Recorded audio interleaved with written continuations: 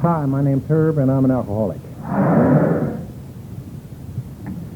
Before I forget it, I want to thank Diane for inviting me to visit your lovely city, and I want to thank all of you for being here. And welcome to the new people. In AA, we usually tell our own story as best we can, what it used to be like, what happened, what it is like today. And sitting there tonight thinking about what it really used to be like for me, I became very grateful just to the fact that I lived long enough to meet you widows.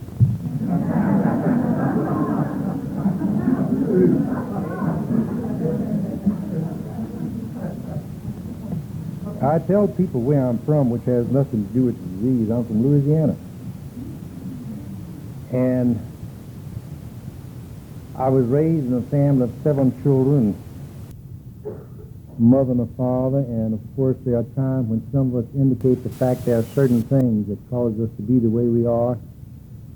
And I'm truly convinced that we are this way just because this is the way we are by very nature. I wasn't even lucky enough to be reared in a broken home. My mother and father stayed together.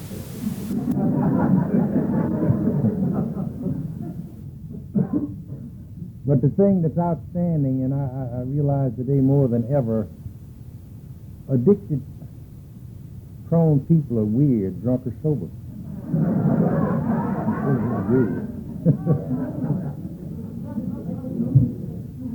They're busy-minded people, busy-minded. The only calm alcoholic you'll ever see is one who's either dead or drunk. Busy-minded people, busy thinking. By the time I was 10, I was just tired, just absolutely worn out. I was raised in a very strict religious environment, which I didn't like, but I'm grateful that I was today. And I never understood it, and I still don't. Again, I realize that we are people who simply does not see things too clearly. My grandfather on my mother's side was a bootlegger. He made alcohol and drank most of it. But he seemed so peaceful to me. He was so peaceful. I really thought it. I really did. He could sit in one place a week and not move. He just sat.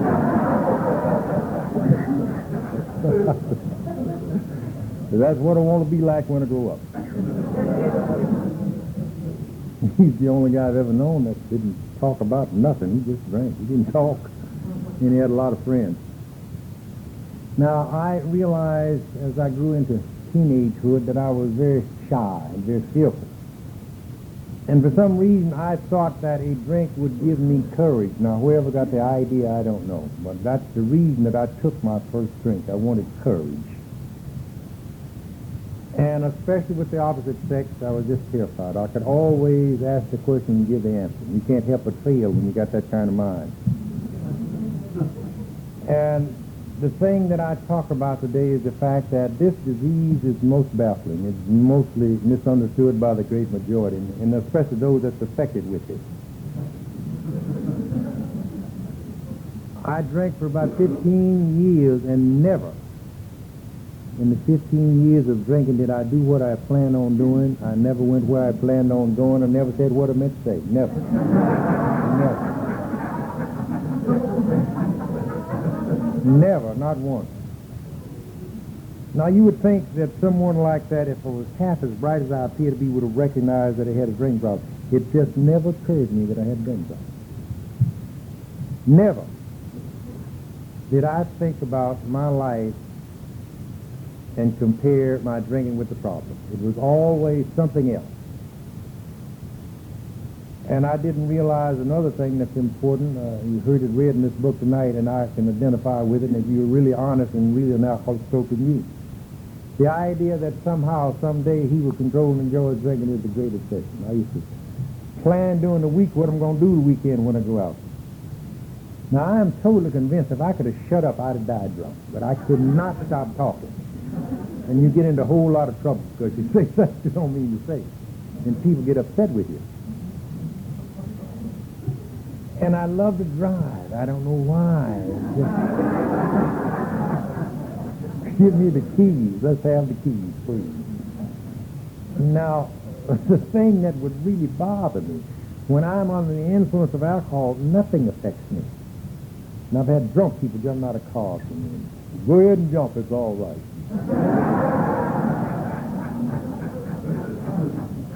Now, the next day I'd be ashamed to go in the neighborhood. I'd left town over this kind of episode. I lived all over America, and I didn't know what the problem was, and I did a lot of suffering because I was the kind of person that was too proud to beg and too chicken to steal, so I had a tough time. I'd be shaking and suffering and down from malnutrition. People ask, are you hungry? No, I'm not hungry.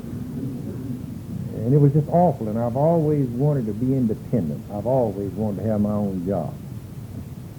And I've had jobs last 2 hours because when I drank, I changed into something you wouldn't believe. Now, I had a lot of domestic trouble because another problem that I had, I can't come home when I drink. Some guys can go home, I couldn't never. You could put handcuffs on me and couldn't get me home. I just could not do it. I wanted to.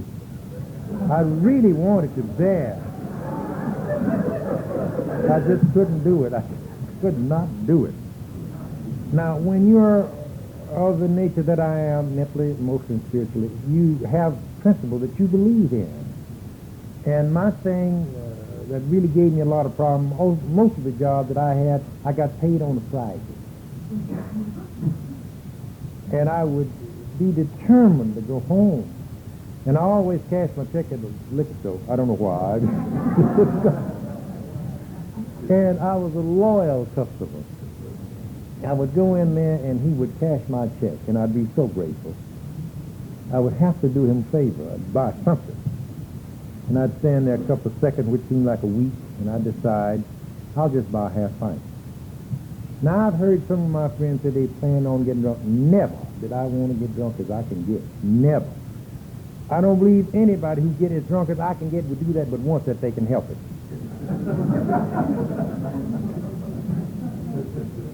And I would buy a half pint, and I'd convince myself, you're not going to drink it all. Take a drink and go home.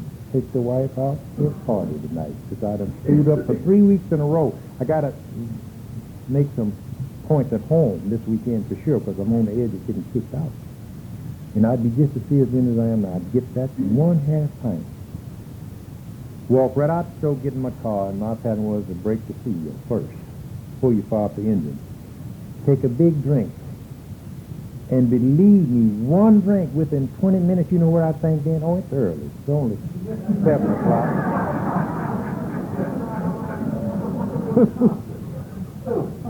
If I socialize with her a couple of hours, she ought to be happy. And I meant it. I'll be home by 10. That'll be good enough. Now, having this disease that I didn't know I had, I would forget. And before I know it, it's Monday. Now, that happened to me 1,000 times. Now, the feeling that I would get on my way home after leaving Friday, I believe today I know what it's like to be on death row. I wouldn't come home alone. I'd bring a stranger home with me. And the first thing she would ask me, where have you been? And I'd want to cry. And when I tell her the truth, she didn't believe me. I said, I don't know. You know where you've been, you bum. And I'd say, I won't let that happen again. And did you know within a week I did the same thing over again? And I used to get so discouraged, I would get loyal and actually take her out with me. And get to drinking, and I know now what would happen. I'd go into a blackout and forget she's there and go home.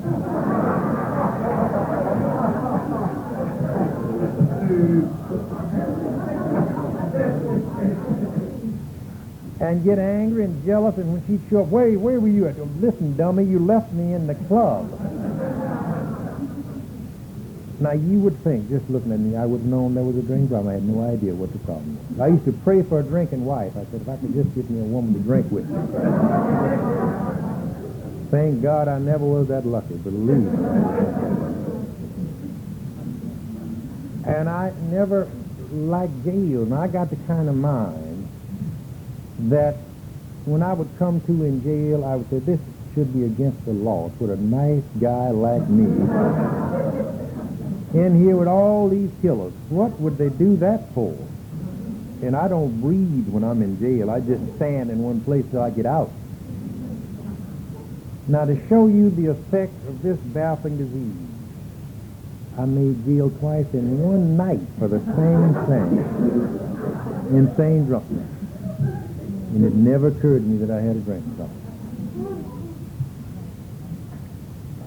My behavior got to be so abnormal until my parents became very concerned and afraid for my life, because I've experienced an awful lot of violence in my time. Not that I'm tough, but when I drink, I'll do anything come to mind. Anything. I drank in places because I never had much money where they wouldn't even close unless they killed one or two. I'm sitting up in that drinking. When I'd get sober, I wouldn't go down that side of the street. Now, my mother and father became very concerned because I'm in my mid-20s and I'm developing into what I know now is like a California wino. I talk to myself. In Louisiana, they didn't have nobody else like that down there but me.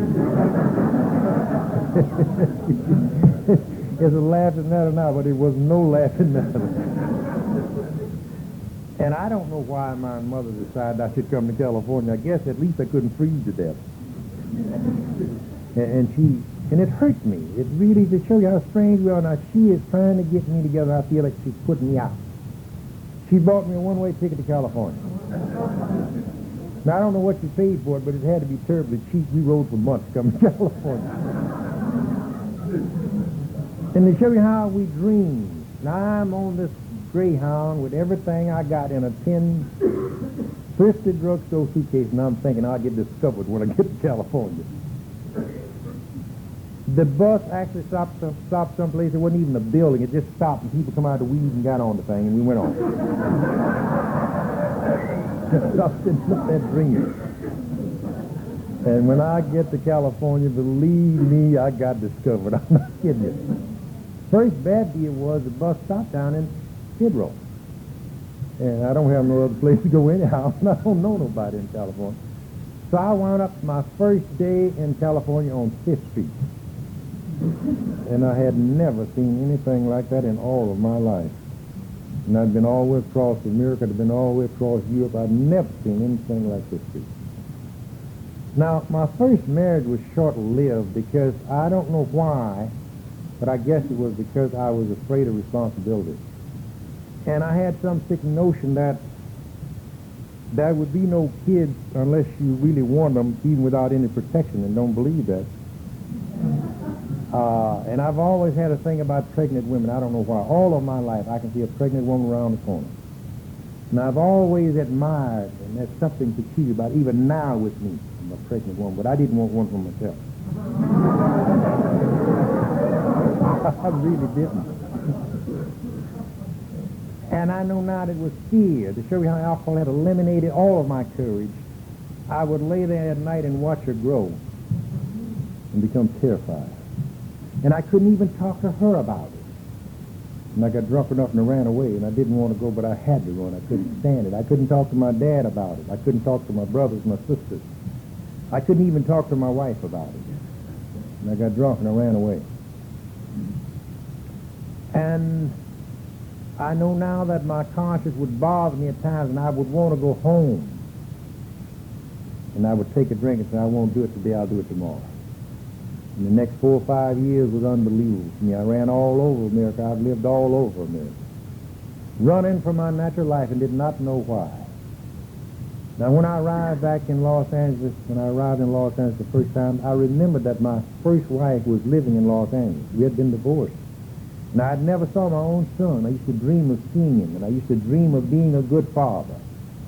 And there I was on 5th Street, and I walked into a place they called Mary's Place. And to show you what a drink will do for me, it was just terrifying. I walked into a place called Mary's Place, had one beer, and over the years I would call my ex-wife periodically. She had married again. And I would get drunk and call her up and threaten her husband. I'm coming to California to kill you. You got my wife.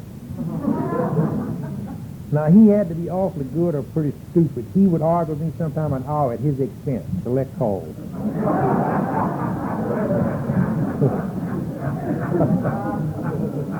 And to show you how sick I was, I'd impress the guys in the bar by she still loves me.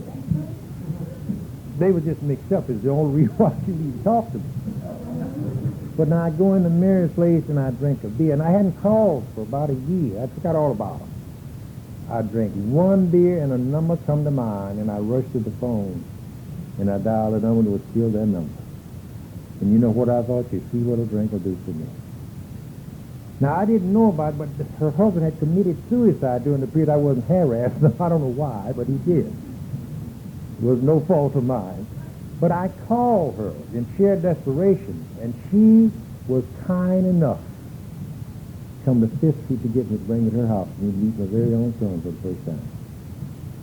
Now, the reason that I realized that gratitude is short-lived with most of us, and especially with me, when she walked in that place, I was so grateful. I thought, this is the nicest lady in the whole world. Nobody should ever misuse anybody of this kind. That was in Mary's place. We'd go out, get on streetcar ride 55 blocks, and before I could get to her house, you know what I'm worried about? I didn't know I was going to get to spend the night, really. I began to worry about who she had been seeing. It made sense to me. It made sense to me. And I didn't have enough courage to talk about it. I couldn't tell I was jealous. I couldn't tell I was afraid.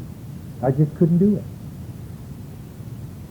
I arrived here on the 18th of December, 1952. On the 24th of that December, she made me welcome, told me don't look for a job during the holidays. Now, if you got an alcoholic, come get him on the job as soon as you can. That's some good advice. It ain't easy. Instead of me being grateful, I sat there every day, evil as a junkyard dog, looking for faults. I didn't like the way the kid looked. I didn't like the way he acted. Now, you would think that I would have been grateful just for a place to stay, but I wasn't. I didn't understand it. On the 24th of that December, she was going to do the last of the shopping for our kid and for me. And I wanted to tell her, I'm jealous of you. I want to go where you go. I want to see what you do. But I didn't have enough courage to do it without a drink. Now, she goes shopping, and I start drinking with one thing in mind. I can tell her how I feel when she come back here. And I was just as fierce then as I am right now. With a disease that I didn't know I had, I began drinking.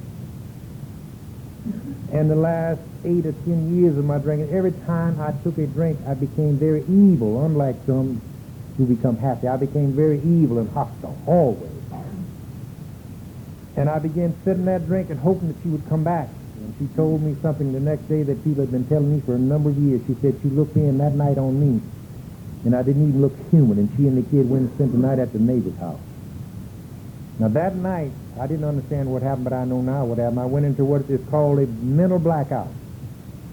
Went upstairs in her house and took a knife and cut up every stitch of clothes she had and ripped her phones out of the wall. And I came to that Christmas morning I wanted to die. That's the reason I was grateful to come here tonight. I can remember though it was yesterday.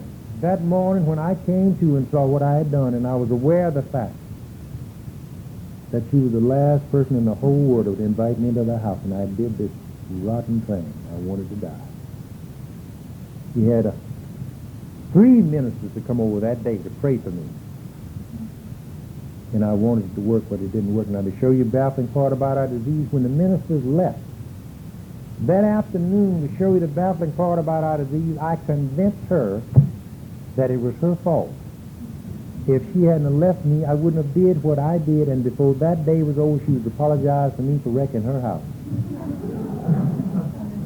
Now, the next 6 months was unbelievable, absolutely unbelievable. June the 26th, I never will forget it, I was home alone drinking.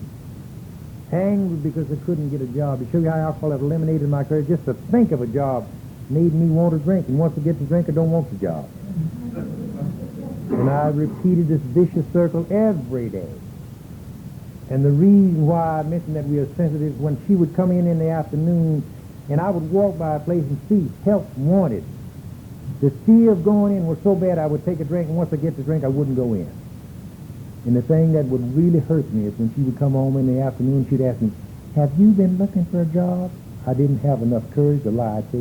I had to tell the truth. I said, yes. And I hadn't been no place looking for a job. June the 26th of 1953, I was drinking at home alone, and I went into what I know now as another blackout. And for some dumb reason, I tried to kill myself with a kitchen fork, which is not a good way to do it.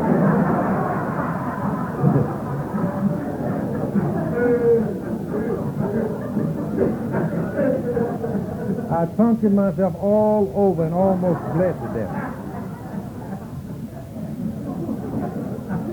Now, to show you what my attitude was like, and I didn't like my attitude, and no one else did either, but I did not want to be that way. I would get angry if she was afraid of me, and I'd get angry if she wasn't afraid of me. We had a kid 5 years old that wouldn't even come in the room, and when I was in the room alone, wouldn't even come in the room where I was, because when I'd get drunk, I'd throw him across the room like a football. And I'd go to the park and cry myself to sleep, and I did not know why. Now, what actually happened, she came home and found me laying in the floor bleeding, and I was such a vicious, violent person. She was afraid to come in. She ran and got the neighbors, which I certainly didn't appreciate. And I remember, though it was yesterday, I'm laying in the floor bleeding to death, and these nosy neighbors came over. They wouldn't come in. They stuck their head in the door. And they told us there's something wrong with him. I'm dying. I'm dying. Now, they had discussed me at great length in the neighborhood. I didn't know it. I didn't know it. And a miracle happened because they had been talking about me to anybody who would listen in the neighborhood. And there was a lady lived down at the far end of the block by the name of Connie, who was an Alcoholics Anonymous then and had been sober for 3 years. And the neighbors and my wife run down to get Connie, and Connie says, no, I'm not going down. He's crazy. But I'll give you a number for you to call. And I want you to take this number back down under that bum. And don't make the call for the tramp. Make him get up and make the call. And if he don't get up and make the call, just put him out. And I resented Connie before I met her. But they come back, and the neighbors come in, and they would not leave. And the only reason why that I made the call, I was so frustrated and I was so frightened, I didn't know what else to do. I did not know what else to do. These neighbors won't leave. They said that maybe 20 minutes seemed like 3 days. And I dialed this number and I prayed, God, please don't let nobody be home. And it seemed like the day when I looked back to grab the phone on the half ring that night. The old central office, I always mention that place. Thank God it was there. I had never heard the word alcoholic in my life as I can recall. Never. I never heard anybody explain there was such a thing as an alcoholic in my whole life. And when I called, Carol was down there. It was on Wilson Boulevard at the time, 1805 West Wilson. I never will forget what happened. Waiting on this man to ask me some impossible questions. He didn't do that. He asked me something that turned out to be really profound in my case. He didn't ask me if I was an alcoholic. He asked me, have you ever been in trouble? I said, I've been in trouble all of my life. Now, he frightened me behind that because he said, fine. I could see absolutely nothing fine about it. But he said, fine. There I am, bleeding to death, being threatened to be kicked out on the streets, no place to go and no one to see. And he said, fine. Now, he gave me 2 more numbers called, and sheer terror, I wrote all these numbers down, and I dialed all these numbers, and everybody was home.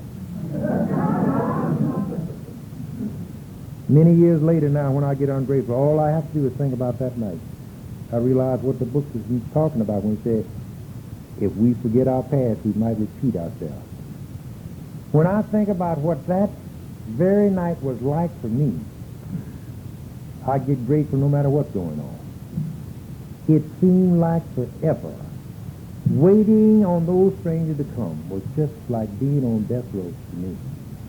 Now, the next morning when my wife get up to go to work, I had enough courage to ask her. I said, please don't leave me alone. I feel like I'm going to die. I might kill myself. I'm terrified. I don't want to be alone. And you know what she said to me? Which was true, but it hurt. She said, I'm the only one that's working in this house. I'll probably be the only one that'll ever have a job. And if you die, you will die alone, and went on about her business. I stayed indoors all day that day. Believe me, it was the longest day I ever had lived in my life. That afternoon, I saw two guys coming up the driveway. We were living in the rear of the landlord, to show you what predicament I was in. And I knew these were the men because there was nobody coming by our house. Not even the bill collectors was with us anymore. Not even the bill collectors was coming by. And I knew these were the guys, and I wanted to run. I really wanted to run. They walked up. A little short guy, had a nose about the size of that light bulb down there. Why that affected me, I don't know. But his nose bothered me. And a tall, dignified guy who was just so quiet, he made me miserable. This little old guy never shut up for nothing. He just talked. And I became totally hooked on his nose. I said, God, that's a big nose. I'll never know why. And they told me they were going to take me to a meeting of Alcoholics Anonymous. Now, the thing that impressed me was the fact they was in a brand new car. I hadn't seen a new car since before the war. I said, this is... I was impressed. I'm not kidding you. And they took me to the car, and they put me in, and they headed west on Adams and went over on Western Avenue in Los Angeles. Old time I remember what it was called, the Western Alino Club, which is now the Birch Street Club. And back in those days, meetings that had 10 people in was called a convention.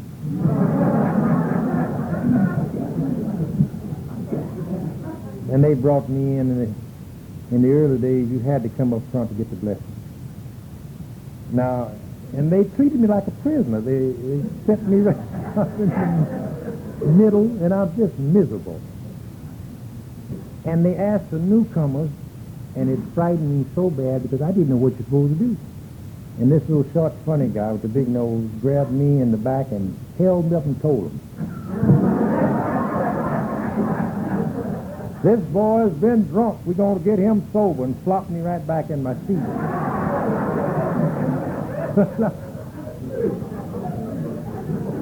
The first thing that I thought of was, if I ever get enough money, I'm getting out of California.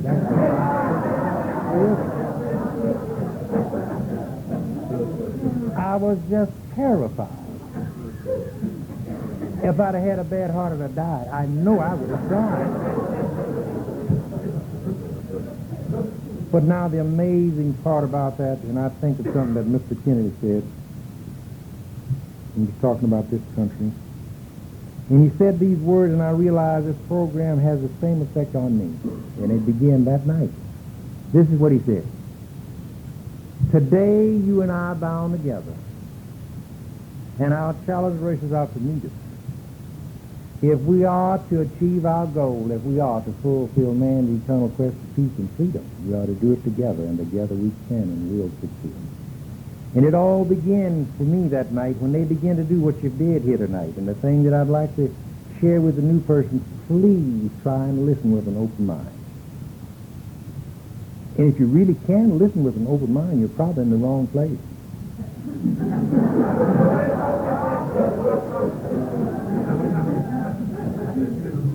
But I suggest very strongly to try and listen with an open mind, because there is a miracle here whether you believe it or not.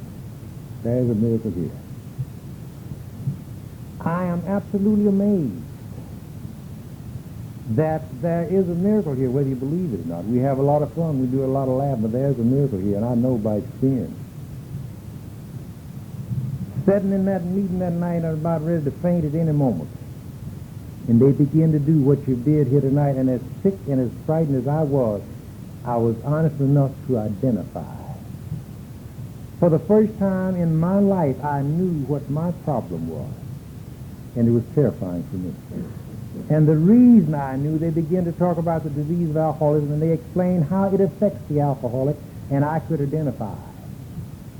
From the first drink that I took to the last. Now, there are some who work off into becoming an alcoholic. I'm not one of those. I was an alcoholic the first time I drank as I was the last time. But it does not really matter when it happens. Once it happens, you have to be able to come to see the nature of the problem. That night they explained the first drink in a way that I had never thought about it, but I could identify with everything they had to say. I'll give you an example. I mentioned that I wanted to do what was right, and I went time and time again repeating myself, never being able to do what I planned on doing, never being able to see the reason why I couldn't do what I planned on doing, until they explained to me that night what the disease of alcoholism is all about. Came out of the Army, came back 3 battle stars and a good conduct medal by the grace of God. I found myself a year later sitting on the porch observing my Pontiac straight 8. The old timers remember what those are like, new young people won't. Great big old humpback Pontiac. And I was in love with that thing, believe me. I used to sit there and admire it all day, drinking.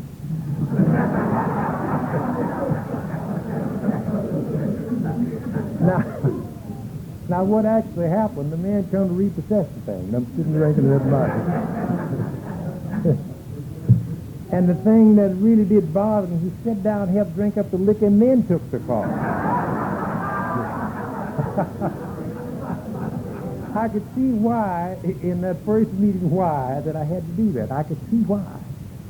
Never was I able to recognize the obsession. If you are a really addicted person, you have an obsession that will make you drink until the last drop is going out of the cups, no matter what your intentions are. There is just no way to deal with it until you come to see the nature of the problem. And that's what this program is all about. That's what it's all about. Coming to see the nature of the problem. We don't look like alcoholics when we do it. But I'll tell you right now, your lovely little city would not be the same if we all got drunk in here tonight. I guarantee you that.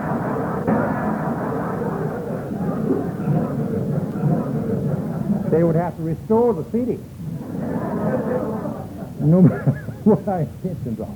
So you see, that to begin doing what we must do, you have to accept the fact there's a physical disease connected with a mental obsession that is medically diagnosed as alcoholism.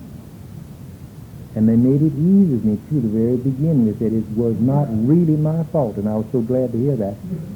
I was really glad to hear that part.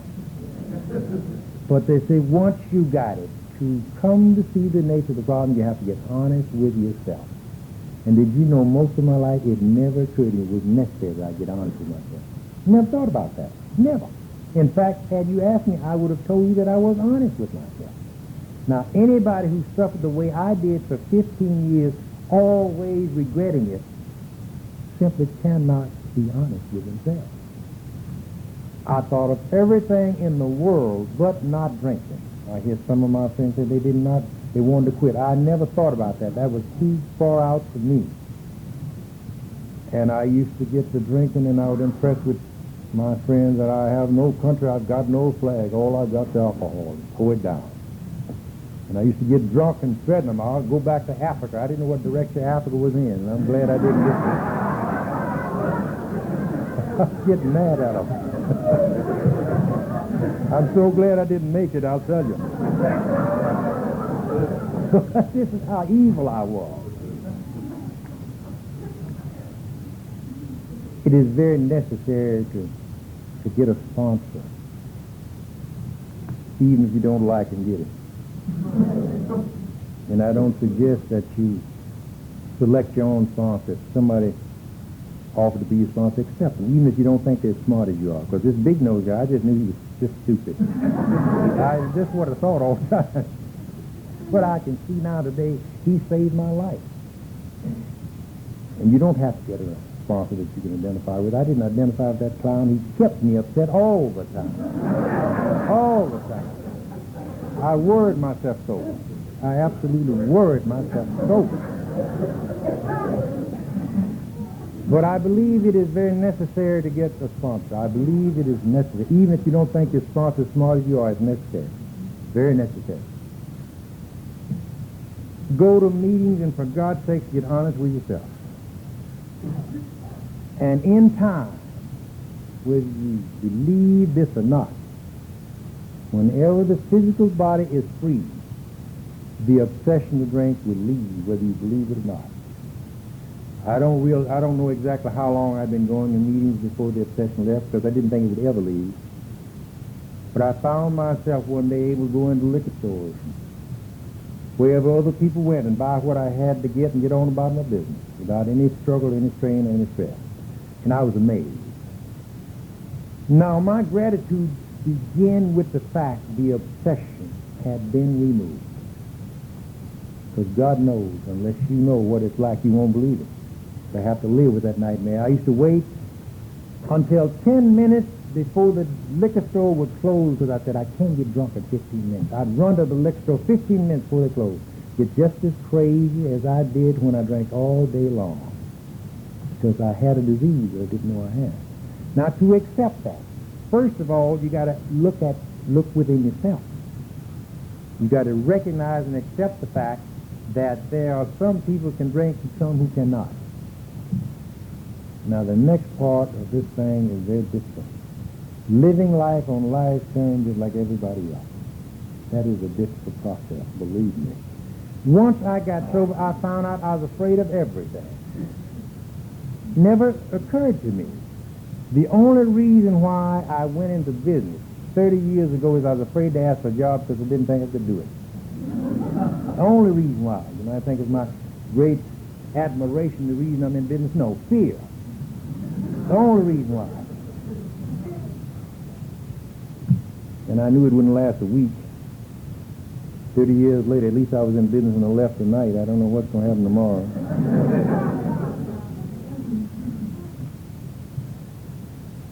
And I've been sober longer than a lot of you are old. And you can see I'm smart. What I'm really like, every time I go to pick up the mail and there's anything from Internal Revenue, I can see myself going to San Quentin. Mentally. But it's short-lived. Because I know what the problem is. If there'll be a problem, it is my problem. If there'll be fault, it is my fault. Now, the rest of these few minutes, I'd like to share with you that there is a kinship here, whether you believe it or not. I know you probably feel a little strange. So did I when I came. There is a kinship here. I have ran all over the place, talking about myself as honestly as I know how, sharing my life with those around me. And I had a real problem in believing that I would ever be accepted in my whole life for two reasons. I'm an alcoholic and then I'm black. I used to pray for a pill to change me. I just knew being black was the problem. I said, if I could just get this suntan off of here, I'd be all right. And I was serious, dead serious. And if you look at me tonight, I still have my suntan. And I have a notion I'll always have to. I really do think this is the way it's going to be from here on. What it is like today for me. 30-some years I've been running all over the place, and I have been truly accepted by the great majority. I've had lunch with the warden in San Quentin. Can you imagine me? If I had been drinking, I'd still be bragging about going to San Quentin to have lunch with the warden. In the city where I live, I get respect from the police department just like everyone else. I've sponsored policemen. I've sponsored ministers. I've sponsored all kinds of people. And I have been privileged of being able to realize that I really am somebody and I don't have to justify my existence. I have every right to do that. Now, the only reason that I am this way mentally, emotionally, and spiritually because I tried to clear away the wreckage of my past. And the reason from time to time I mention the fact I don't believe. After you come here, there is no reason to drink. Prior to coming here, you have reason, but after you come here, all you have left is excuses. That's all you got left, and I'll tell you why. A lot of the new people look at old-timers like myself and say, if I had it as good as he's got it, I'd be as happy as he is. Not a one of you would trade places with me if you knew what my life is really like. And in spite of that, it's all right with me. I tell people this and sometimes they laugh. And it's funny now, but it wasn't in the beginning. I've been paying child support since 1948.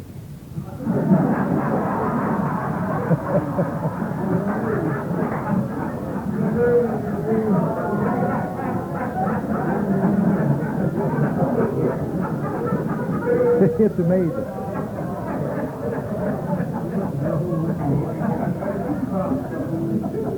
And I've got 4 more years to go. Not the same child, now. Not the same child. Not the same child. This is the way it is, and I share my life to let you know. If there'll be a problem, it's your problem. If there be fault, it is your fault.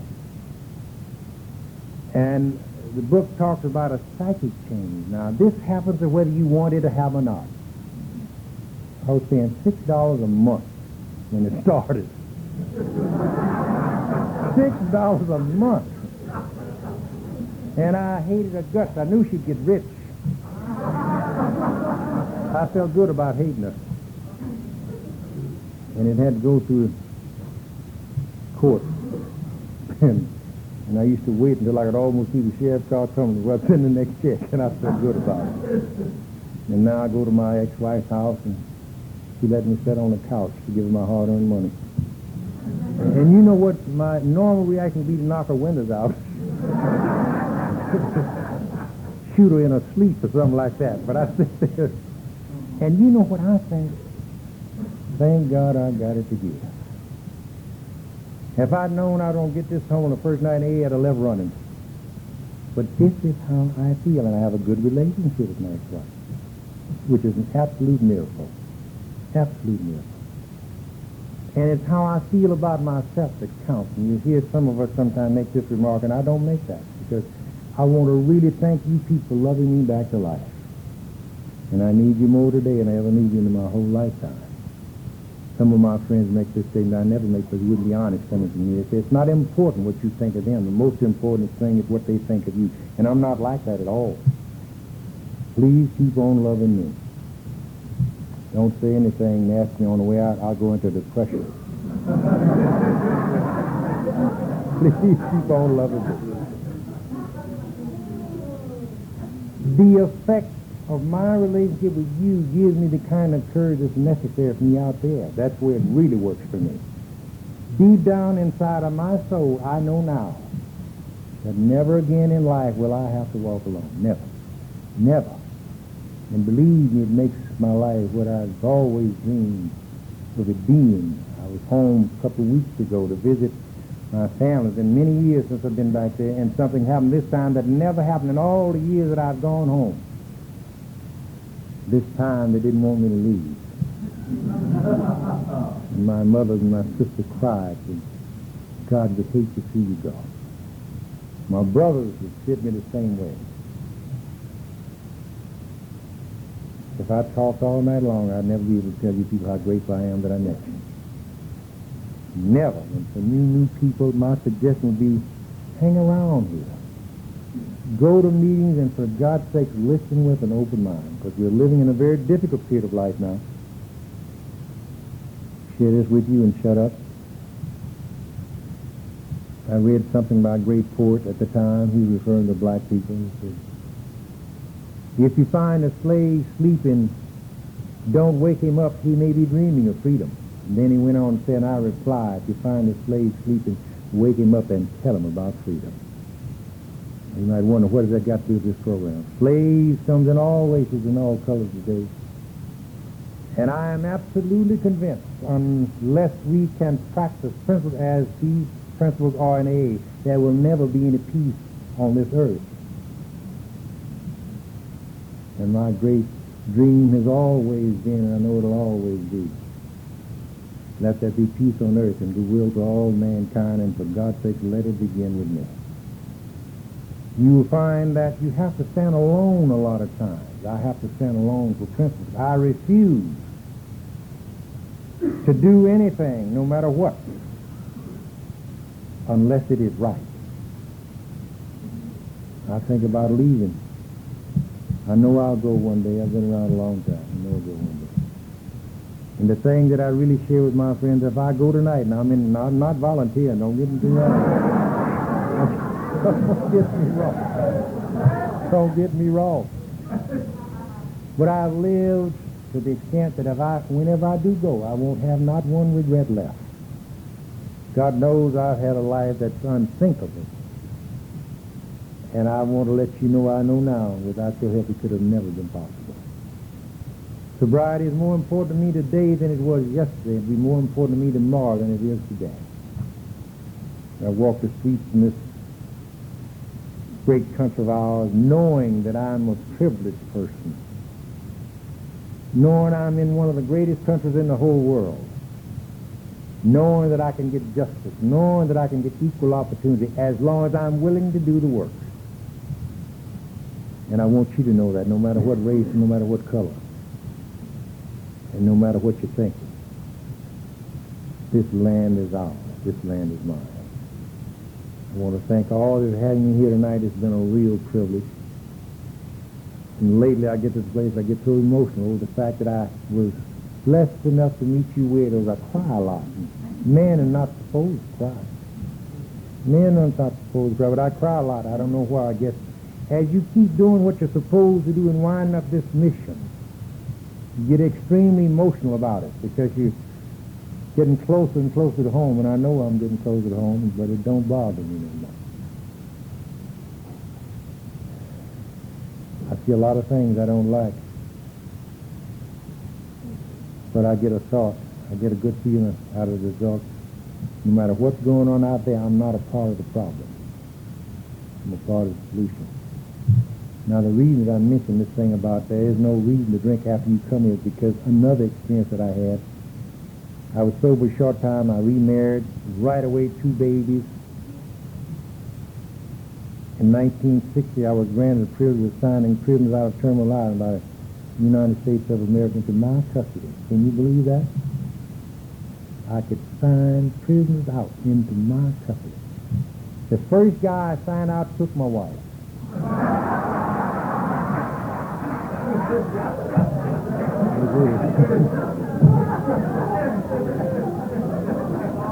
The first one. And I hated his guts, I'll tell you. I would go to his house. I was so evil about that I wouldn't go in. Him and my wife would come out and sit in my car while I fell out of the Fort Center, Washington. I had to live with that a few months. She left me with 2 babies. She said, they might be as crazy as you are, I want no parts of them. And I raised them. My son is 30 years old. But the time came when I could look at my prisoner and my ex-wife. You know what I thought? Thank God she's your problem, not mine.